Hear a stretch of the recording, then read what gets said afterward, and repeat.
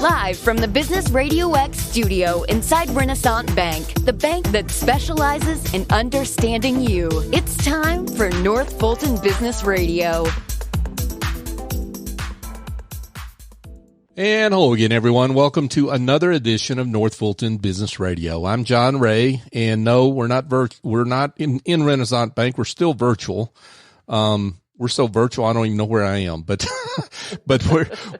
we'll get there soon. One of these days, back to our home inside Renaissance Bank on Windward Parkway in Alpharetta. But in the meantime, wherever we are, we're always looking for personal service in banking. And if you're looking for that, go check out the folks at Renaissance. And I am encouraging you to do that because I know personally the job they do. I've got clients that are with that bank, and they don't have to worry about when they call getting some 800 number or some mechanical voice. They talk to real people, and I talk to real people when I call up. So if that's what you're looking for, and you're looking for more personal experience, go to renaissancebank.com to find the nearest office. They've got 200 or more across the South ready to serve you.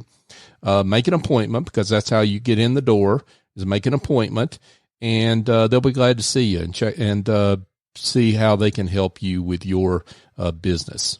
renaissancebank.com is the website. Renaissance Bank, understanding you, member FDIC.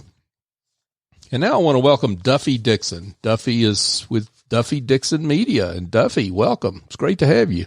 Thank you so much, John. I feel honored because we often call you the guy in North Fulton who knows everyone. We could play 6 Degrees of Separation, not from Kevin Bacon. That's the old game. Right. The new one will be 6 Degrees of Separation from John Ray. Oh, you're something else. Flattery will get you everywhere, Duffie. But for those that don't know you, and there are not many people that don't know you, but for those very few that don't know you, tell them a little bit about you and what you're up to. How do you help folks out there? Yes. So I am a lifelong TV journalist. I was a TV reporter for 27 plus years. Most recently, I was in Atlanta at 11 Alive. I was the reporter they sent out to hurricanes, court cases, babies born on New Year's Day. So I had a wonderful run at 11 Alive, and I sort of reached all my goals. It's a weird thing in life when you get your dreams. I wanted to be in a top 10 market as a television reporter. I left with another Emmy. I received a number of Emmys during my time as a reporter, especially at 11 Alive. And I decided I want to do something new. So I'm taking what I know and my experience in television news and writing and producing and video, and I'm using it to help others. I'm using it to help them create their best selves, for them to create their message and put it out there, and for them to get their business ready to succeed. So everyone thinks TV news is oh, you just talk in front of the TV. There's a little more to it. I do love talking, and yes, I've been on TV, but there's a lot of writing and producing and messaging, and I've always enjoyed what I do, and it's a whole new fun thing to do it for people on the other side of the camera. Sure. Well, let's get into that for a second, because I'm glad you brought that up, because you, I guess every morning, maybe, you're in an editorial meeting, you get an assignment on a story, you've got to go out, find the story, come back and tell that story so that the rest of us out in TV land can understand that story, right? I mean, and that's, so you were really in the storytelling business throughout all that time, not just standing in front of a camera. Right? Absolutely. And storytelling has now become a buzzword for all businesses. Sure. Because the reality is people like stories. We grew up hearing stories. We tell stories. People connect with people. So the minute you take people out of the equation, you're really missing out on a huge opportunity. And I love storytelling, and doing it with video and sound is it's a dream come true. There's so many things you can show. I help a lot of clients tell their story, and then they can talk about why they're in business for themselves or why they start a company.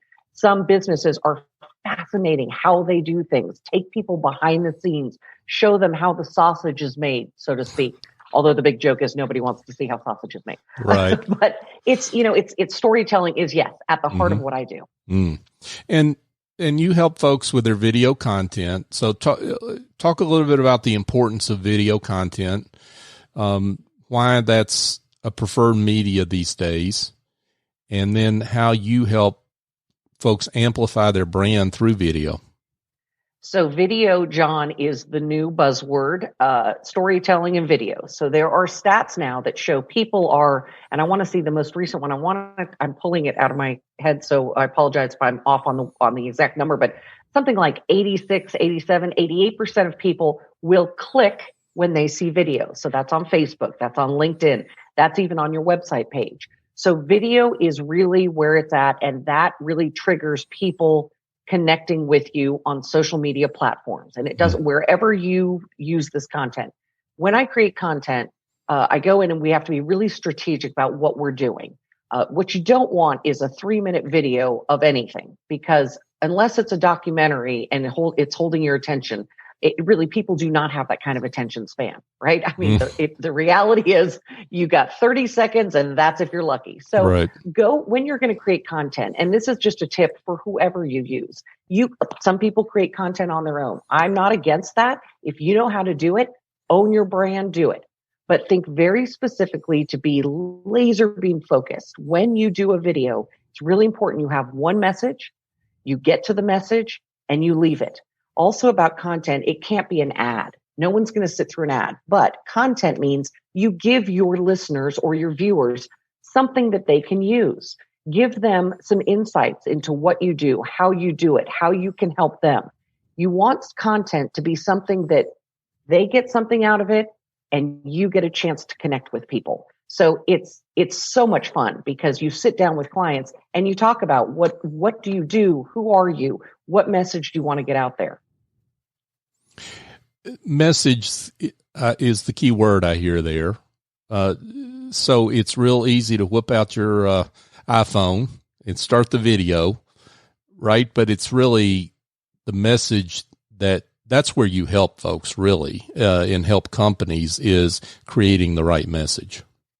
That's right. And really crystallizing what they're trying to say. Because the problem is if you put too much content that's not focused out there, you will lose trust. If people start to click on your videos and they are, they're wandering and they're long and they're if there's poor lighting or poor technology involved in that, you can really turn viewers off. I mean, everyone can make a video. There's TikTok, there's YouTube. But it's really important to think ahead of time before you do these videos. And I really believe less is more. Again, when you're talking about social media platforms, we all know, we've all been to the seminars that Facebook, it's all about consistency. Mm-hmm. So if you have a message, some of my clients, they want to get, let's say they have a blog, but they'd like to do a little video snippet to go with each blog. Okay, well, what are the blogs? What is the key, most important thing you want to get out? Well, let's put that in a video. If they want more, they read the blog. So it's almost like a teaser. You don't have to sell. We used to call it in news, sell, don't tell. It's not really selling, but give them a teaser. Give them the most important nugget of what your blog is about, and then say, to learn more, read my blog. So you give people an idea of what it's about, and you're giving them something they can take away. Duffie, talk about the value of having someone like you to help craft that message versus trying to do it on your own. Well, first of all, a lot of people who own their own businesses will tell you, they can go to all the seminars, they learn how to do it. They just don't have time to do it. And it's not their forte. That's not their love. I love storytelling. I love interviewing clients, learning about them. That's basically what I did, like you said, every day on the job. I am fascinated by people and fascinated by what they do. So using me really helps me crystallize the message. I ask you a number of questions and I learn through us getting to know each other what is the best message. So I will ask you questions of what separates you from others in your business? What drives you? What is your best client story? What is something that just leaves you tickled at the end of the day because you've helped a client? Those are things that based on how the questions I ask and we have a conversation, I pull out those things that are just going to sing when we do videos of them. So basically you're paying me and to craft your message, but I'm also taking the time. And again, I was on TV for 27 years. I know what people will listen to, and I know what will keep people to keep listening. And that's really a key point. Sometimes as the old cliche goes, and it's cliche because it's true, that, you're too close you can't see the forest for the trees. Right. Because you're one of the trees, right? I mean, you're right in the middle of it. And it's someone like you that's as a trained storyteller can look at the forest and see things that maybe the business owner cannot see. Yes. And here's the beauty of it. We sit down and let's say I come away with 5 things that I just think would be great video messaging. Well, we've just created 5 small videos that we will create.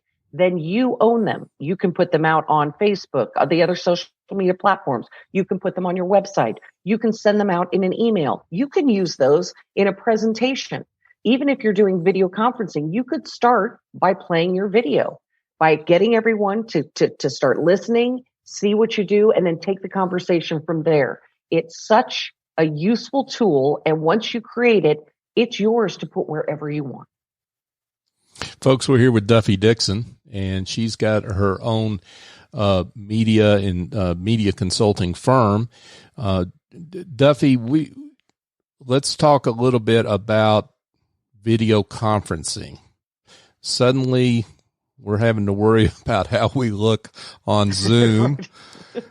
And you're looking great, by the way. So you're obviously the authority.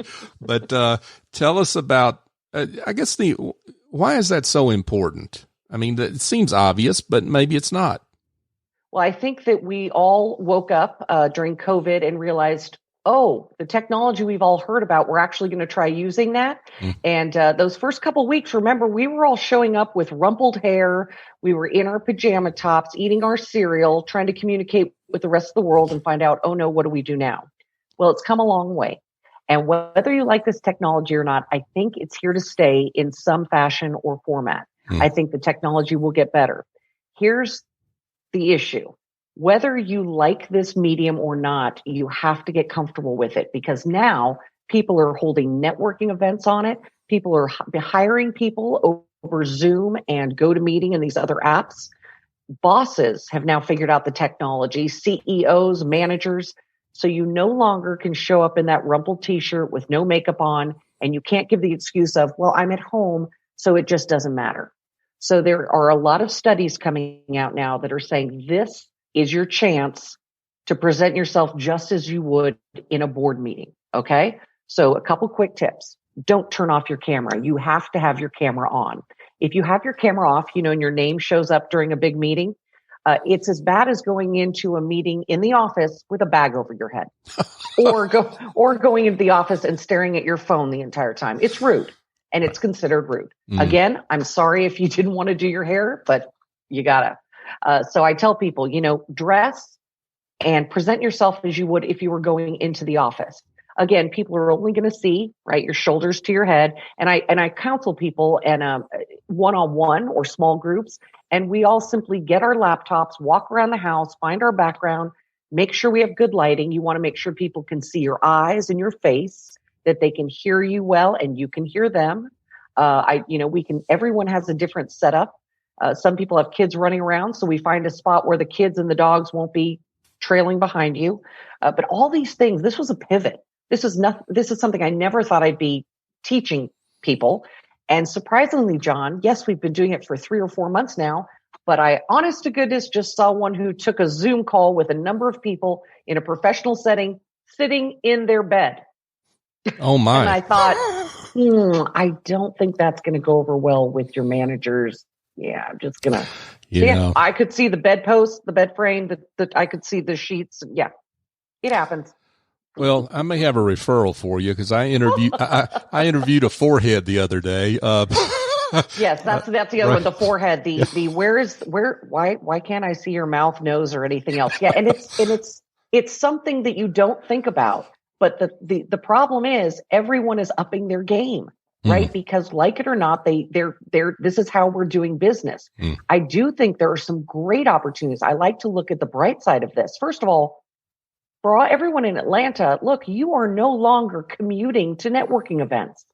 That is a huge bonus right now. Right. Number two, you are being exposed to so many more people and for free. Most networking events are free right now. So if you were hesitant to network before because paying for the luncheon, it adds up, everyone is offering it for free. Get in there and network. The other thing is people say, well, it's not personal. Well, you know what? Everyone's making a lot of strides. When you go into networking groups now, a lot of times they will throw you, we call it throwing you, but they will put you in a small group. So you are talking virtually, face to face with 4 people, and you're all seeing each other's eyes. Everyone is given normally 60 seconds to talk about who they are and what they do. I find it to be the great equalizer. When you go to a networking event, there are those people who can walk into the room and shake everybody's hand. John, I'm talking about you.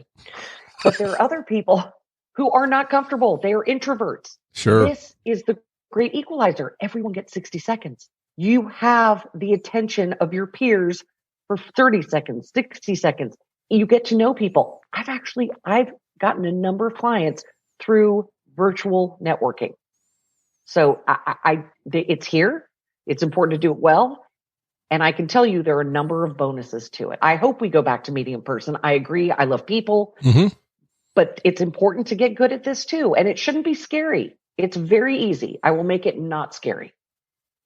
Say more about, I guess, getting clients through virtual networking. I mean, because if you don't mind me going down that bunny trail, because when you said that, I'm sure there are folks listening to this that think, how does she do that? Because, I mean, I'm how still figuring it out myself, because I didn't think that was going to be happening, but it is. Right.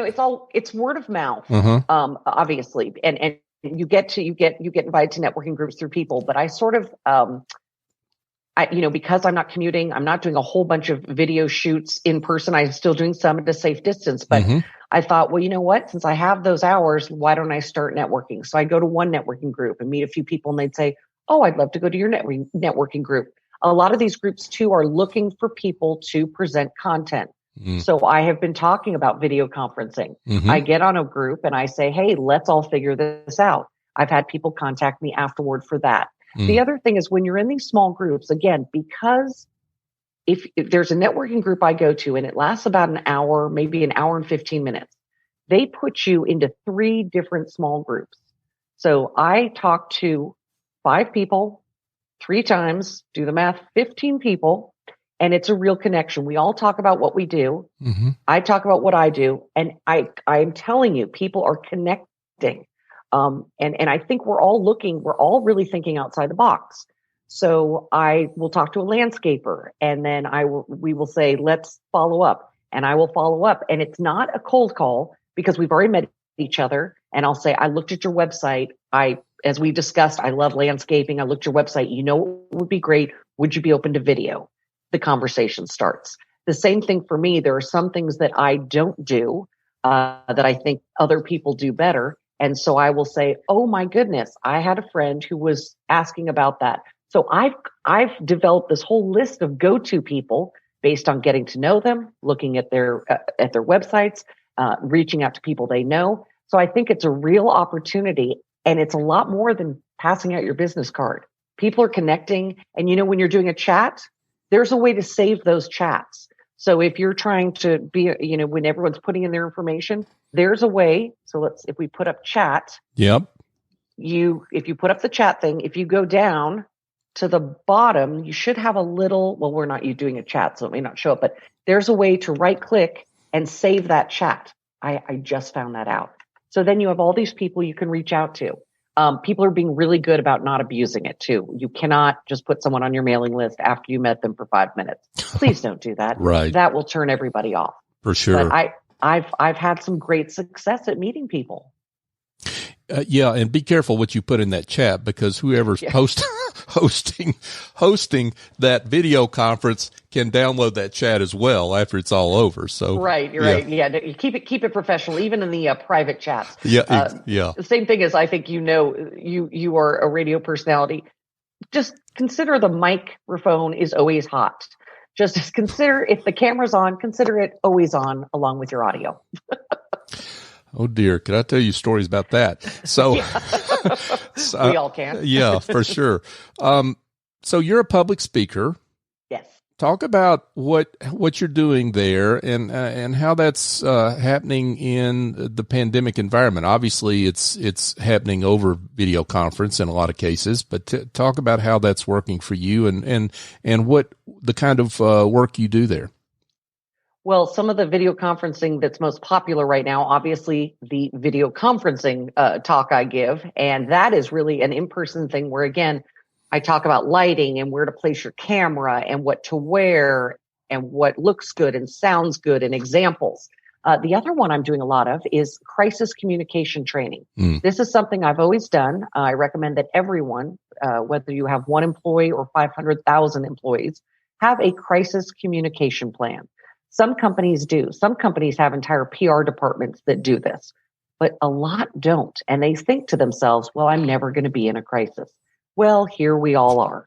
The thing about COVID-19 is no one predicted this crisis. This is something few people prepared for. Most people have inclement weather plans.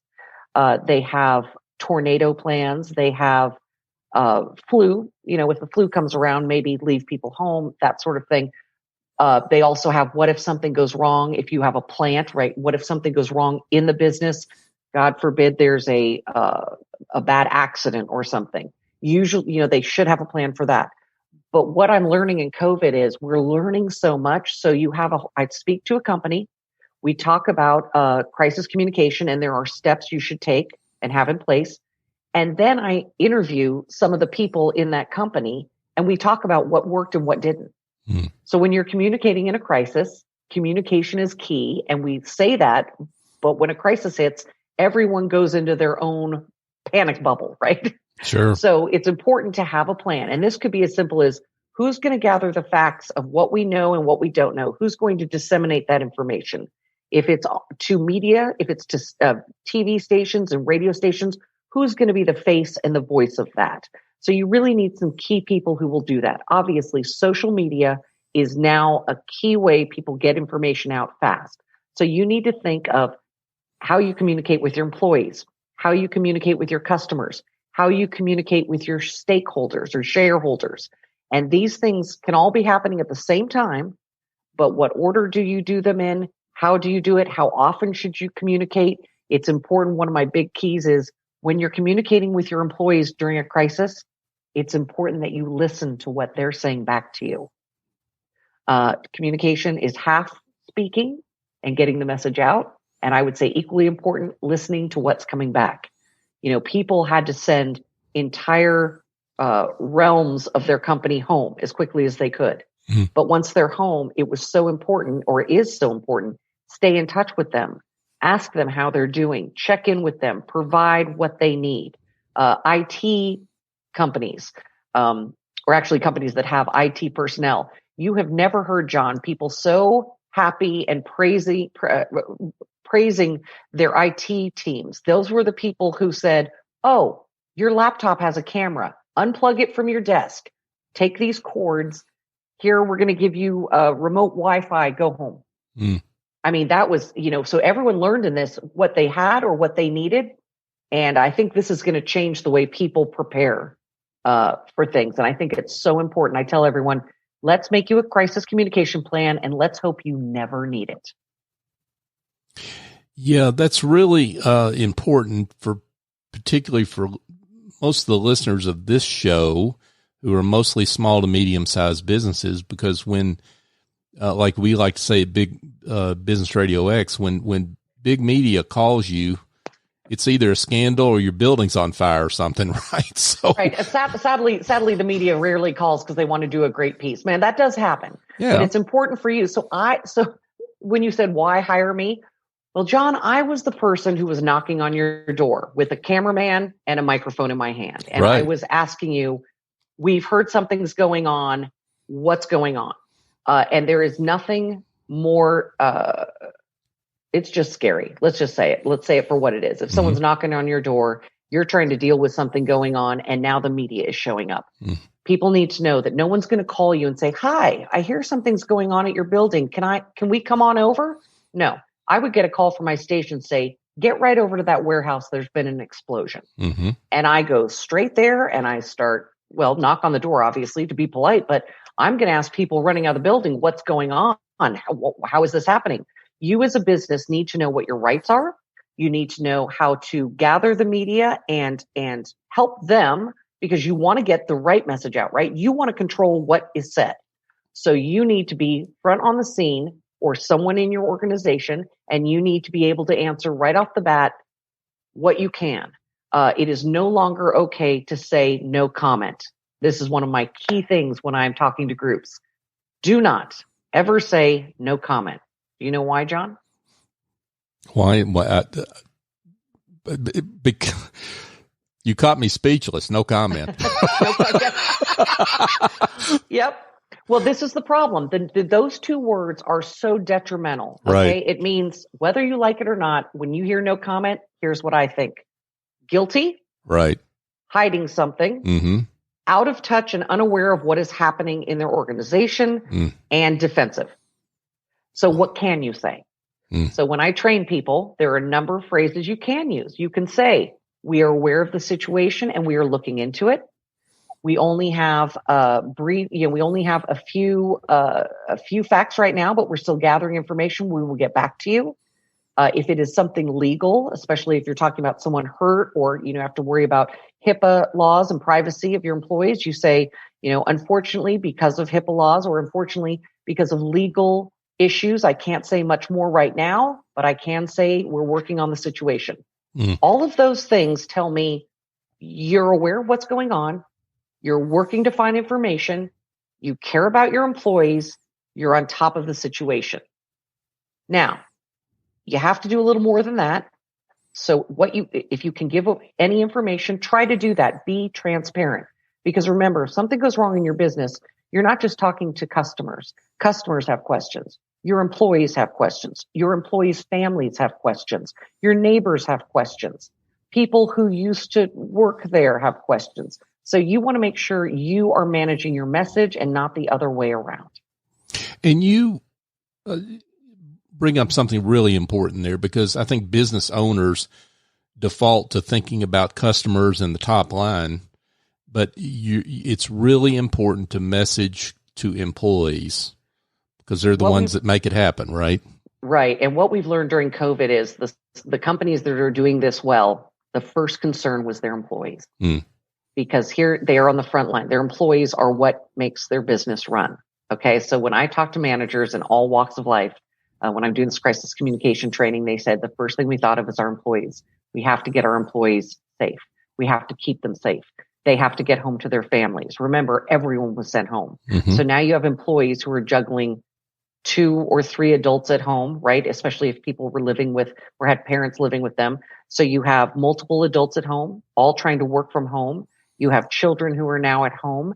You're providing meals and trying to have some form of education. You are trying to still take all of your business calls. So people who thought about their employees first really excelled during this time, because your employees, if you have them engaged and informed and you have them set, they will in turn help make your business successful, right? If they buy in to what you're doing, they are your best cheerleaders. The last thing you need during a pandemic is your employees unsure of whether they're going to get paid, if they have a job when they come back, how are they going to do their jobs? If they're out of the office, are they using up their sick time or their vacation time?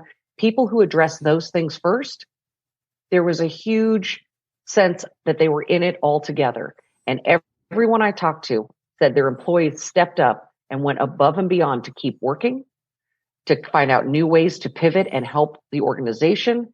And it was this amazing sort of, we're all in this together.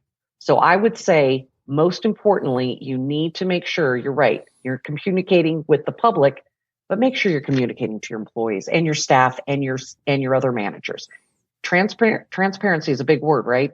Yeah. Everyone needs to know what the message is. Everyone needs to be on the same page. And if when you're in doubt, communicate more. I've never heard anyone say, I feel like my company communicates too much with me. I feel like I know exactly what's going on in the upper office. Sure.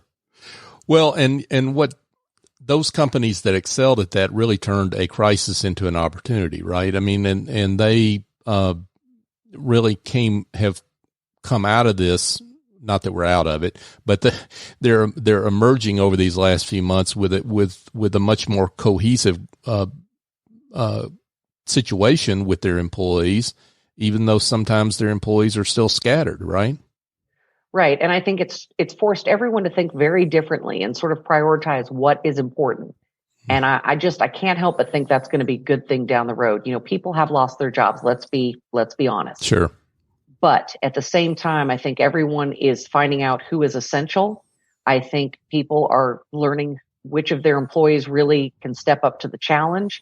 We're having entire conversations now about who is essential, who's not, but who could work from home, who could be a little more flexible. Actually, a lot of people are finding that their employees, they're listening to their employees. Their employees are saying, I'm getting more done at home because I can start work at 6:30 in the morning instead of commuting for an hour and a half. I don't take a lunch break because I just eat at my desk because, I'm not a big lunch eater. I don't waste a bunch of time at the water cooler. And if I want to end at 4:30 so that I can go, on a walk with my kids, my work's all done. So the cool thing is there is technology now, and it's been there, but nobody wanted to talk about it. Nobody could wrap their heads around this. But you can work remotely. And as managers, you can actually keep tabs on your workers. You can see that they're being, if they're being functional, if their numbers are on, the right track and all of this. I think it's, when you're talking about employee satisfaction, and we're talking about, people who really want to work, and when you're providing this for people who maybe think, I would love to work from home, these are great conversations that we're having. Not everyone wants that, and not everyone needs to do it. But how great is it if we start thinking about it's not one size fits all? For sure. Wow. Great. That's a little off topic, but COVID has just been fascinating to all of us. I mean, we're all learning new things every day. Yeah, and it's really kind of important to get off topic right now, right? Yeah. because we've been dragged off topic whether we wanted to be or not. So, Duffie, this has been great, and I know folks would really benefit from a conversation with you. But before we get to your contact information, which is obviously important, give just a quick overview of the kind of clients that you work with, clients that are good fits for you. Well, I do a lot of business with small to medium-sized business owners, I should say, because they're the people who can't afford a, $40,000 media PR campaign, but they can do some content videos. I will make it affordable. I think it's important that everyone do what they can to get their message out. So small to medium business owners, big companies are great too, but usually many of them have their own departments for this sort of thing. I also do well with website designers, people who are doing people's websites and realize, they could use some video content. They could use some video testimonials. They could use some video on their social media sites. So it's a great conversation to have. The other thing I can do is just sit down with you and look at what you are doing and talk about how maybe we could, make it a little better, or we could focus it a little more. So I really like to keep myself open to all people because I, again, think everyone should be utilizing video in some capacity. Starts with a conversation. So let's get folks your contact information. How can they best connect with you to start that conversation? Well, my name is Duffie Dixon, so it's easy to Google. There aren't a lot of me, but it is. You need to remember it's Duffie. My mother says that's how you spell a girl's name, not a Y. So Duffie Dixon, DUFFIE @gmail.com. I also have a website, DuffieDixon.com. I'm also on YouTube. I have my own channel, so you can go see some of the videos I've created for clients. Go to YouTube and then simply search Duffie Dixon, again, Duffie Dixon. And I would love to connect with you. I'm on LinkedIn, Facebook, Instagram. Yes, let's have a conversation. Awesome. Duffie Dixon with Duffie Dixon Media. Thanks so much for being with us. Thank you, John. It's been a pleasure. Folks, if you've got some headaches that involve administrative tasks or bookkeeping. Maybe you've got a workshop that needs to be planned and executed that's now virtual. Well, I've got some folks that have been virtual for 18 years. They're the folks at Office Angels, led by Essie Escobedo, and she's the chief executive angel there.